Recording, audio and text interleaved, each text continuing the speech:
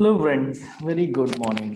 So ఇవాళ editorial నేపాల్లో ఉన్న పొలిటికల్ క్రైసిస్ గత సంవత్సర కాలంగా మనం చూస్తూనే ఉన్నాం. మళ్ళీ సేమ్ ఇష్యూస్ రిపీట్ అవుతూ ఉన్నాయి.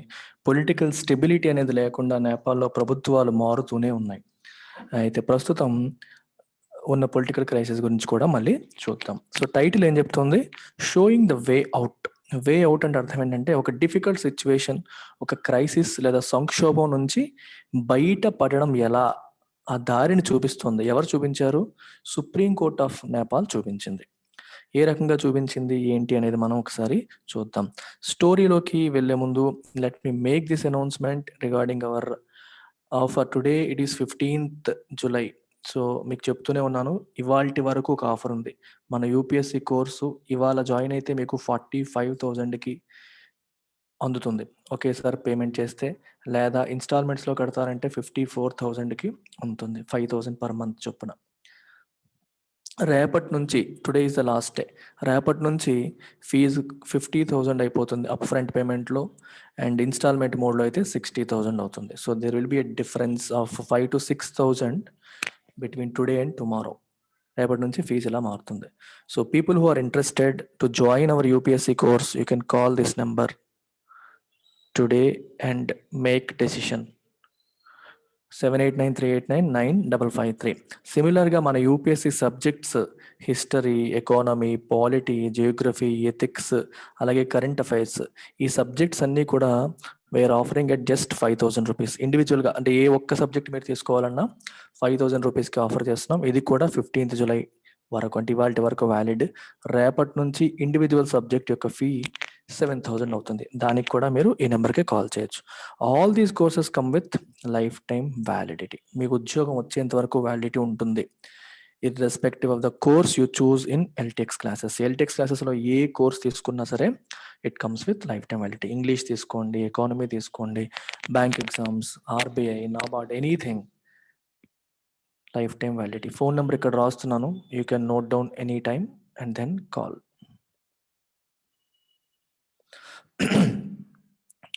Nepal has a new prime minister after the Supreme Court overrules Mr. Oli again.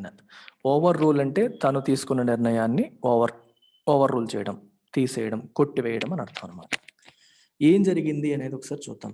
So లోపలికి వెళ్ళే ముందు I would like to give you some background about Nepal's political system. అంటే నేపాల్స్ ఈ క్రైసిస్కి కొంచెం బ్యాక్గ్రౌండ్ ఇస్తాను.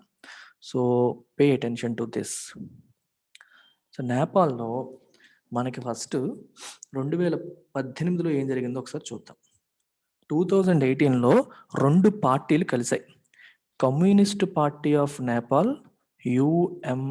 యుఎంఎల్ అంటే యూనిఫైడ్ మార్క్సిస్ట్ లెనినిస్ట్ ఇది, మరియు ఇంకో communist party of Nepal, Maoist centre, MC.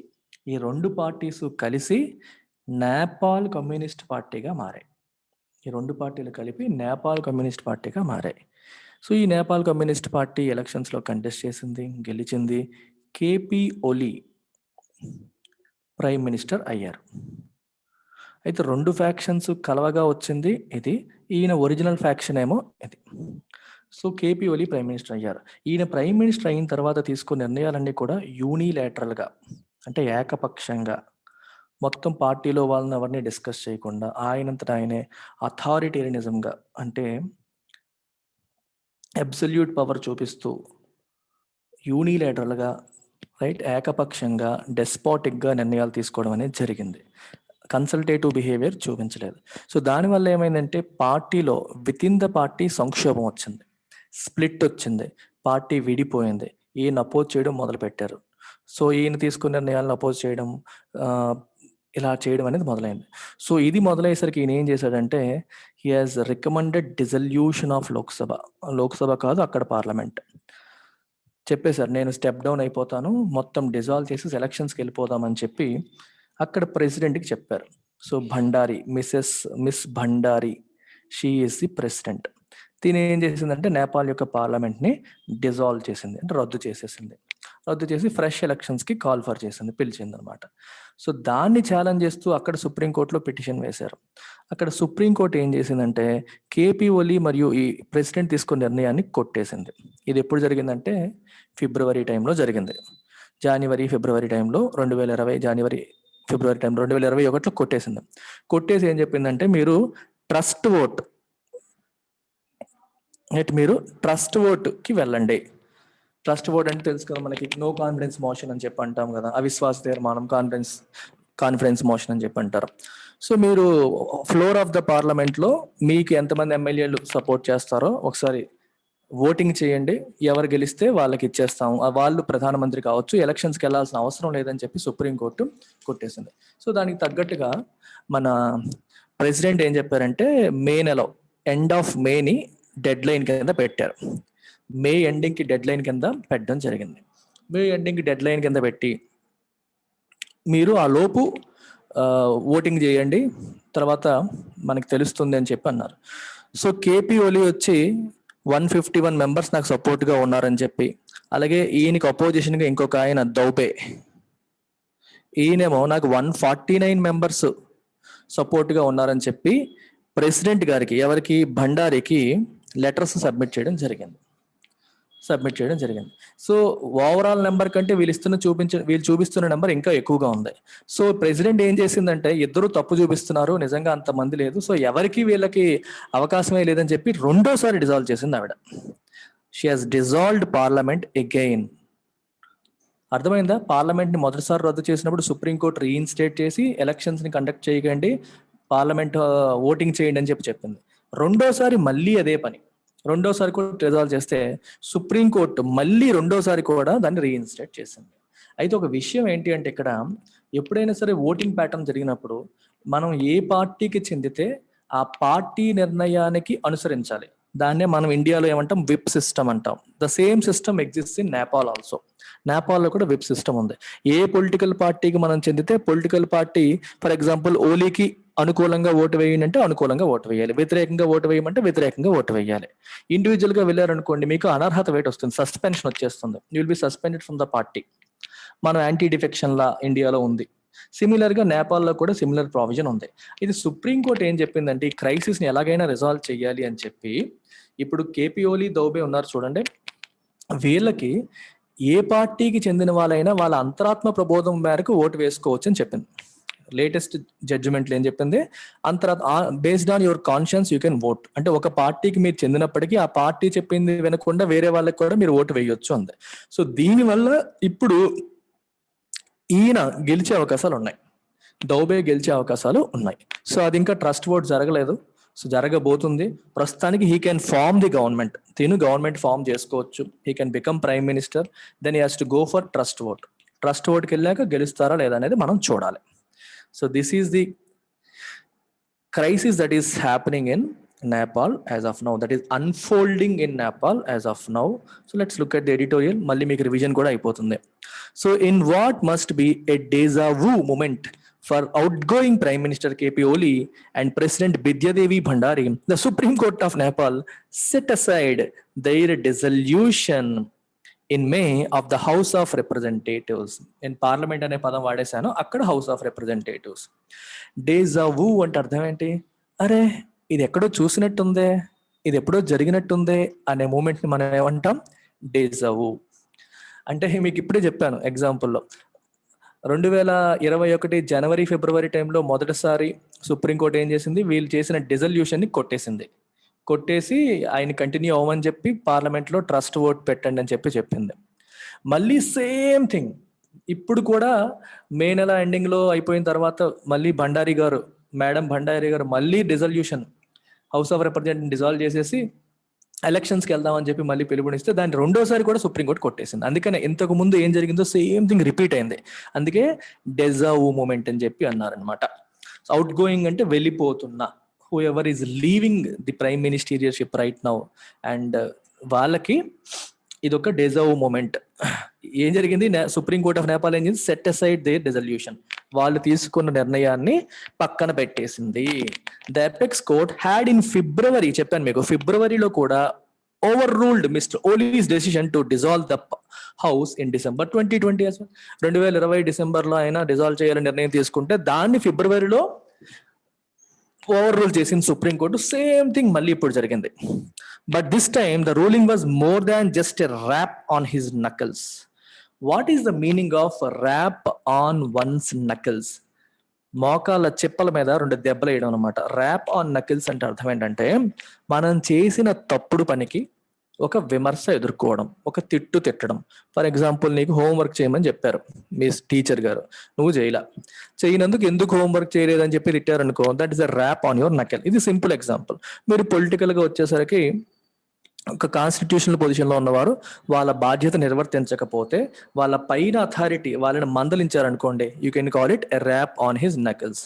అలాగే సుప్రీంకోర్టు ఒక కాన్స్టిట్యూషనల్ పొజిషన్లో ఉన్న ప్రధానమంత్రి లేకపోతే చీఫ్ మినిస్టరో లేదా మినిస్టరో ఏదైనా తప్పు చేసినప్పుడు వాళ్ళని గట్టిగా విమర్శిస్తే that can be a rap on their knuckles. అంటే మనకు పని చేయనందుకు లేదా తప్పుగా చేసినందుకు మనకంటే పై అథారిటీ ఉన్న వాళ్ళు మనల్ని ఇచ్చే మందలింపుని మనం ర్యాప్ ఆన్ వన్స్ నకిల్స్ అని చెప్పి అనొచ్చు. ఈ రూలింగ్ అనేది అతన్ని మందలించడమే కాదు, అతను చేసిన పనిని తప్పు అని చెప్పడమే కాదు, it is much more than that. ఏంటో చూడండి, ఎందుకు మచ్ మోర్ దాన్ దట్ అని అనుకుంటాండి. The judgement also paved the way అంటే దారి వేసింది. దేనికి? For Sher Bahadur Deuba, spelling BA, of Nepali Congress. ఈయన ఇంకో పార్టీ, ఇందాక మీకు చెప్పినప్పుడు 2 పార్టీలు చెప్పాను, 2 పార్టీలు కలిపి ఒకటి అయ్యాయి, తర్వాత స్ప్లిట్ అయిపోయాయి మళ్ళీ. ఇప్పుడు నేపాలీ కాంగ్రెస్ ఇది అపోజిషన్ పార్టీ. ఈ పార్టీకి చెందిన దౌబాకి to be appointed as prime minister. ఈయన ఇప్పుడు ప్రైమ్ మినిస్టర్ గా అపాయింట్ అయిపోవచ్చు after recognizing his claim based on signatures of 149 law makers across different parties affirming their support. ఈ 149 లా మేకర్స్ ఒక పార్టీకి చెందిన వాళ్ళు కాదు, డిఫరెంట్ పొలిటికల్ పార్టీకి చెందిన వాళ్ళ సపోర్టు ఈయనకు ఉంది అని చెప్పి ఆయన సబ్మిట్ చేశారు. దాన్ని రికగ్నైజ్ చేస్తూ ఈయన ప్రైమ్ మినిస్టర్ గా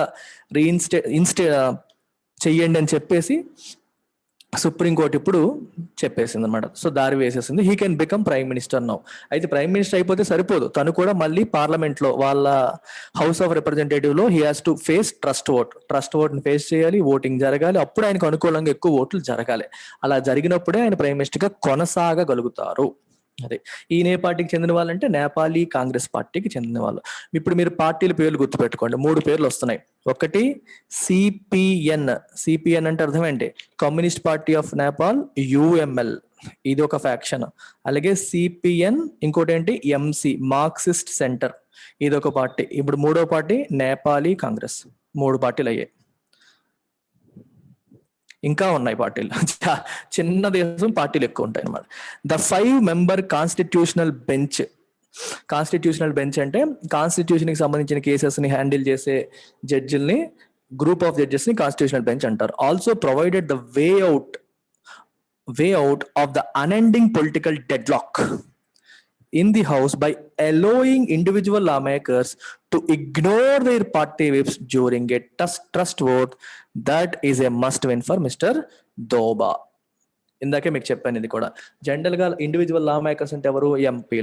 ఎంపీలు వాళ్ళ పార్టీ ఇచ్చిన విప్ అంటే ఆదేశం, అంటే ఏదైనా ఓటింగ్ జరిగినప్పుడు కానీ, బడ్జెట్ విషయంలో కానీ, బిల్లు విషయంలో కానీ, ట్రస్ట్ ఓట్లో కానీ పార్టీ ఇచ్చిన ఆదేశాన్ని ధిక్కరించకుండా అదే ఫాలో అవ్వాలి అని చెప్పేది విప్. ఆ విప్ ని ధిక్కరించొచ్చు ఈ ట్రస్ట్ ఓట్ టైంలో అని సుప్రీంకోర్టు ఎలో చేసింది. ఎలో చేయడం వల్ల అడ్వాంటేజ్ ఏంటి? ఈ డెడ్ లాక్ అనేది ఎండ్ అయ్యే అవకాశం కనిపిస్తుంది. డెడ్ లాక్ అంటే a situation from which there is no way out, అంటే అటు వెళ్ళలేక ఇటు వెళ్ళలేక ఉండిపోయిన సిచ్యువేషన్ ని డెడ్ లాక్ అంటారు. అంటే ఇప్పుడు ఇద్దరికి కూడా ఎవరికి ఫుల్ మెజారిటీ రావట్లేదు, పాపం వాళ్ళ పార్టీలోనే వాళ్ళకి వ్యతిరేకులు ఉన్నారు, ఈయన పార్టీలో ఈయనకి వ్యతిరేకులు ఉన్నారు, వాళ్ళ పార్టీలో వాళ్ళకి వ్యతిరేకులు. వీళ్ళు ఏం చేస్తారంటే ఓటింగ్ కి దూరంగా ఉండిపోతున్నారు.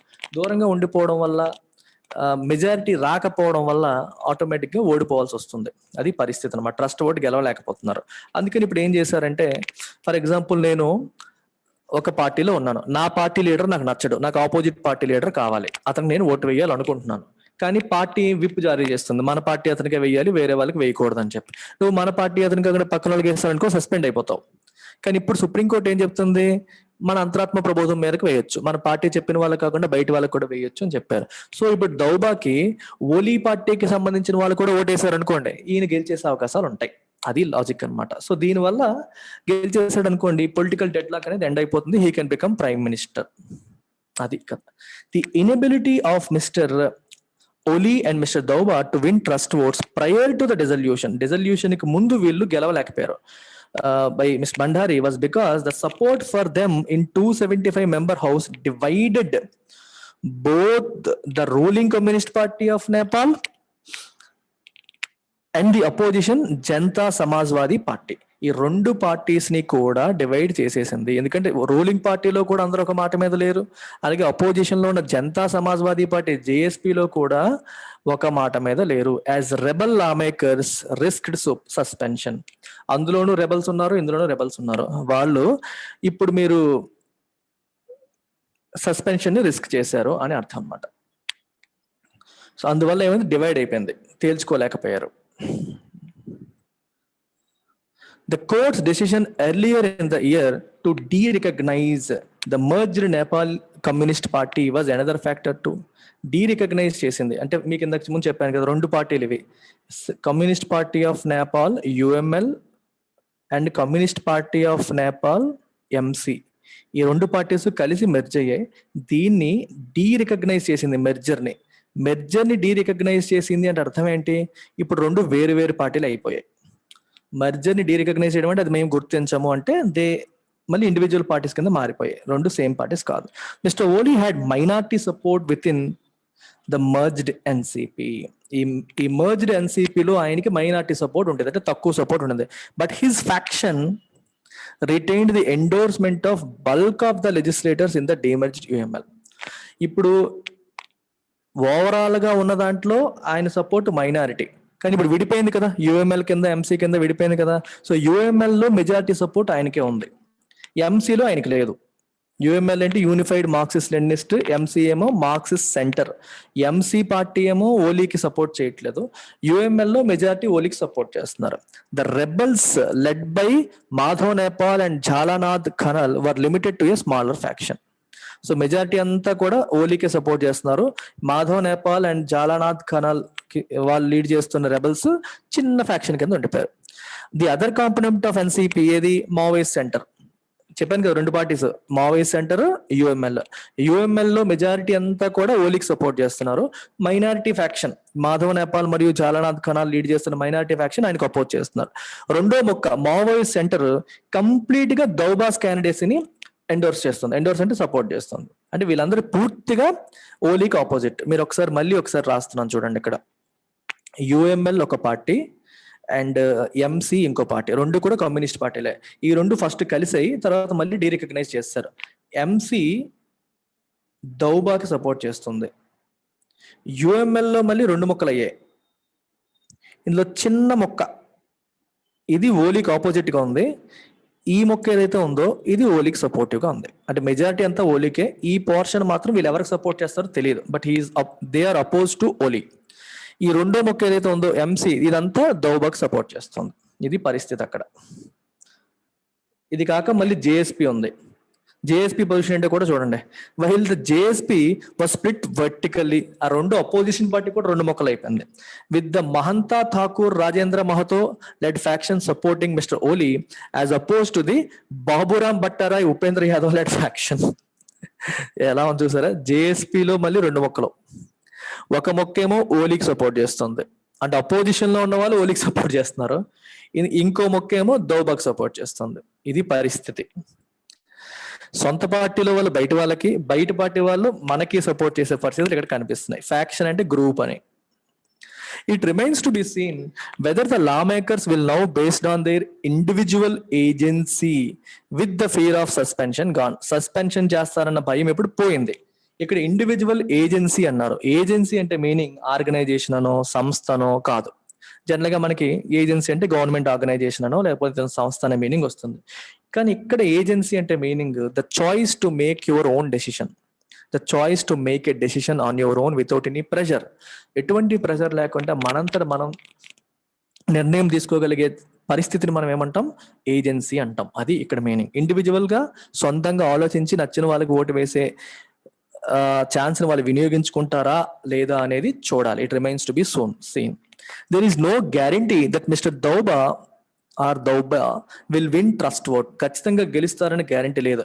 As he must secure the support of the rebel factions with in the UML and జేఎస్పీలో రెబల్ ఫ్యాక్షన్ ఈయనకి ఇస్తారని గ్యారంటీ లేదు. ఇంకా యుఎంఎల్ మరియు జేఎస్పీలో ఉన్న రెబల్ ఫ్యాక్షన్స్ ని ఈయన సపోర్ట్ ని పొందాలి. The Madhav Nepal led faction, which has not endorsed Mr. Oli and welcomed the judgment, has also been a mercurial force undecided on joining hands with the opposition in this new situation. ఓలీకి opposite గా ఉన్న ఈ Madhav Nepal faction ఏదైతే ఉందో, group ఏదైతే ఉందో, వాళ్ళు mercurial force. Mercurial అంటే సడన్ గా మారిపోతారు, unpredictable, subject to sudden changes, sudden గా మారిపోయే రకం అనమాట. సో వాళ్ళు సపోర్ట్ చేస్తారా లేదా అనేది తెలీదు, కానీ సుప్రీంకోర్టు జడ్జిమెంట్ ని వాళ్ళు వెల్కమ్ చేసేవారు, ఆహ్వానించారు. నెవర్దలెస్ అయినప్పటికీ this is a blow to mister Oli whose brinkmanship and authoritarian tendencies. Brinkmanship అంటే following dangerous policies, especially foreign పాలసీలో, ఇంటర్నేషనల్ రిలేషన్స్ లో ఈ పదం వాడతారు. పొలిటికల్ బ్రింక్మెన్షిప్ అంటారు, బాగా రిస్కీ పాలసీస్. ఇప్పుడు చూడండి, ఇండియా పాకిస్తాన్ ఉన్నాయి. సో ఇండియా పాకిస్తాన్ మధ్యలో ఉన్న కాశ్మీర్ అంశం అనేది సున్నితమైనది. సో ఒకరినొకరు బాగా రెచ్చగొట్టేసి యుద్ధానికి ప్రేరేపించేలాగా, ఎదుటి వాళ్ళని కవ్వించేలాగా మన ప్రైమ్ మినిస్టర్ కానీ వాళ్ళ ప్రైమ్ మినిస్టర్ కానీ అనొచ్చా చెప్పండి? దానివల్ల చాలా ప్రాబ్లమ్స్ వస్తాయి. There will be a risk of war also. అంటే బ్రింక్మెన్షిప్ అంటే అర్థం ఏంటంటే ట్రిస్కీ స్టేట్మెంట్స్ ఇవ్వడం, రిస్కీ డెసిషన్స్ తీసుకోవడం, పెద్ద ప్రాబ్లం క్రియేట్ చేసే లాంటి డెసిషన్స్ తీసుకోవడాన్ని బ్రింక్మెన్షిప్ అంటారు. మీకు బెస్ట్ ఎగ్జాంపుల్ ట్రంప్ తీసుకున్న చాలా నిర్ణయాలు ఇలాంటివే. WHO నుంచి బయటకు వచ్చేయడం, అలాగే మళ్ళీ WTOని కంప్లీట్ గా కంట్రోల్ చేయడానికి ట్రై చేయడం, అమెరికా వేరే వాళ్ళకి ఇస్తున్న సపోర్ట్ ఆపేయడం, ప్యారిస్ క్లైమేట్ అగ్రిమెంట్ నుంచి బయటకు వచ్చేయడం, ఇరాన్ న్యూక్లియర్ డీల్ నుంచి బయటకు వచ్చేయడం, ఇలా చాలా రకాలు డేంజరస్ పాలసీస్ అయినా ఫాలో అయ్యాడు. మళ్ళీ వాటిని రెస్టోర్ చేయడానికి ఇప్పుడు అష్ట కష్టాలు పడాల్సి వస్తుంది. So brinkmanship is nothing but following a dangerous policy to the, ఇంకా ఆల్మోస్ట్ ఎడ్జ్ వరకు వెళ్ళిపోతారు. ఇంకా డ్యామేజ్ జరిగిపోతుంది అన్నంత వరకు వెళ్ళి అక్కడ ఆగిపోవడం, అది బ్రింక్మెన్షిప్. And authoritarian tendencies. ఇప్పుడు ఓలీ గురించి ఎందుకు ఇలా అన్నామంటే, ఆయన రాముడు నేపాల్లో పుట్టాడని, లేకపోతే ఇండియా మా ప్లేసులను ఆక్రమించేస్తుందని, ఇండియా మ్యాప్లు మళ్ళీ నేపాల్ ఇండియా మ్యాప్స్ ని మార్చేసి పెట్టడం, ఇలాంటి పనులు చేశాడు ఆయన. సో ఇవన్నీ కూడా ఏంటంటే కెలుక్కోవడం ఇలాంటివి.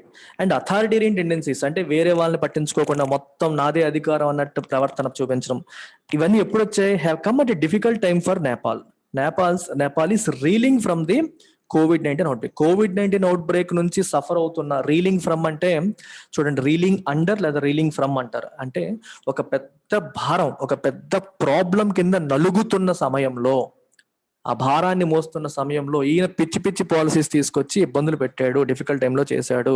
ఆ టైంలో పొలిటికల్ స్టెబిలిటీ ఉంచి ప్రభుత్వాన్ని పరిపాలించడం మానేసి ఇలాంటి పనులు చేశాడు అని అర్థం. It is also a stinging rebuke. Stinging అంటే షార్ప్, రెబ్యూక్ అన్న అదే meaning, sharp criticism to miss Bhandari కూడా ఇది ఒక పెద్ద క్రిటిసిజం కింద లెక్క. Whose actions as president rubber stamping her former colleague mister Oli's decisions have called into question her role as a constitutional functionary.